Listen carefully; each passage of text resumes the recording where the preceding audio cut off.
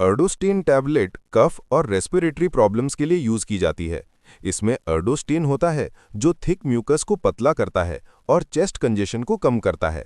Doctor इसे productive कफ, bronchitis, COPD और breathing problems में प्रिस्क्राइब करते हैं। अर्डोस्टेन लंग्स को क्लियर करने में मदद करती है और ब्रीदिंग को ईजी बनाती है। टैबलेट को यूजुअली खाने के बाद लेना चाहिए और डॉक्टर की सलाह फॉलो करनी चाहिए। इसके कॉमन साइड इफेक्ट्स में नोजिया, हेडेक और माइल्ड स्टमक अपसेट हो सकता है। वीडियो पसंद आए तो लाइक, कमेंट और सब्सक्राइब जरूर करें। मेड वाइब्स अनुज।